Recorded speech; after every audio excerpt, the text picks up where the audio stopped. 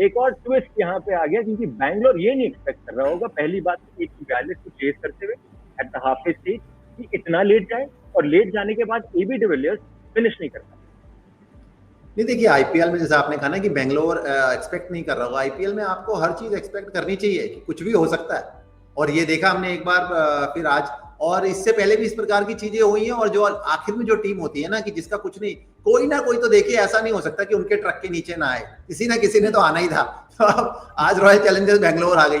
मेरे को एक मुकाबला याद आता है जब मैं आरसीबी के साथ था ना, जब आरसीबी के ट्रक के नीचे सनराइजर आ गई थी, तो आखिरी एक एक दो दो मुकाबले बचते ना, T20 है, और बात फिर वही आ गई कि जो आपके हाथ की चीजें हैं। मैं तो ये सोच रहा था कि एबी डिविलियर्स को नंबर 6 क्यों भेज दिया, और 8-9 भी भेज सकते थे, ऐसी कोई दिक्कत नहीं थी। मैं ये देखो, ये नहीं कह रहा हूँ कि वो अपनी बेस्ट फॉर्म में है, लय में है, एक उम्र के बाद मुश्किल होता है। इससे पहले हमने देखा कि बेंगलोर, बात फिर वही आ गई कि ये ग्राउंड अलग है भाई, यहाँ पे जो सेट बल्लेबाज भी है ना, हालांकि ये पिच बाकियों से अच्छी है, हम ये शो में चर्चा करते रहे, पर फिर भी ग्राउंड बड़ा है।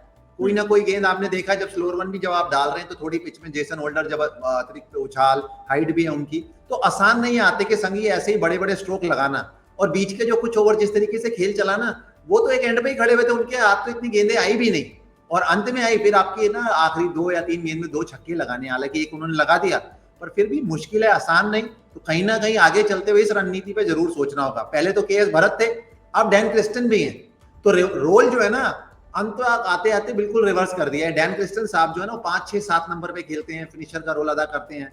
एबी डिविलियर्स नंबर 3 पे या 4 ज्यादा पे खेलते रहे हैं, उनको आप 6 पे भेज रहे हैं। एबी डिविलियर्स जैसे खिलाड़ी की मैं बात कर रहा हूँ। वो एक कहावत है ना कि क्या बोलते हैं, मरा हुआ हाथी भी 1.25 लाख का है, वो एबी डिविलियर्स हैं कि बल्ले पे चाहे गेंद ना लग रही हो, उम्र जितनी मर्जी हो, वो किसी भी दिन आपको बहुत मैच विनिंग पारी दे सकते हैं इन मुश्किल परिस्थितियों में भी। जो डैन क्रिस्टन के मौके मेरे हिसाब से कम बनेंगे, पर बाकी देखिए कप्तान साहब की सोच और कोच साहब की सोच है। अजय भाई, वो सोच क्या हो सकती है? क्योंकि ऐसा तो है नहीं कि आज जब खेलने आए डिविलियर्स साहब कि आउट ऑफ फॉर्म लग रहे थे, वो तो पहले दूसरी गेंद से शुरू हो गए थे प्रहार करने, यहाँ पे शॉट अपने लगा रहे थे।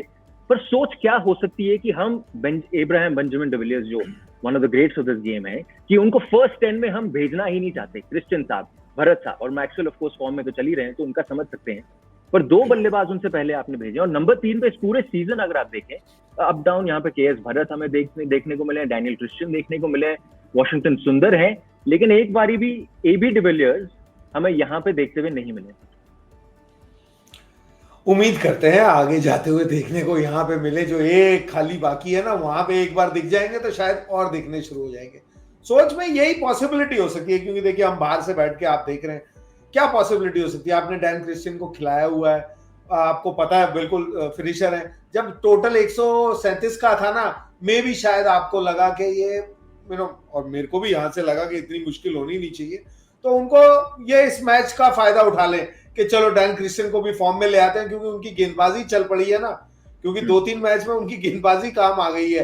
तो अब आप उनके बिना खेलना बड़ा मुश्किल हो गया। एक रणनीति है, जिक्सॉ पजल कहिए, जो भी कहिए, वो उनके साथ सेट है। तो वो एक ही सोच समझ आ सकती है कि इसलिए शायद आपने डैन क्रिस्टियन को भेज दिया, क्योंकि उस वक्त कोई टाइम नहीं मिला होगा ना सोचने का, क्योंकि जब आप गए ओपनर पहले ही डिसाइड किया होगा 3 पे उसको भेज देना या 3 पे उसको आना है। कप्तान साहब जल्दी आउट हो गए, लेकिन जब डैन क्रिस्टियन चले गए अंदर, उसके बाद भी भरत आए, वो थोड़ा मुझे सरप्राइज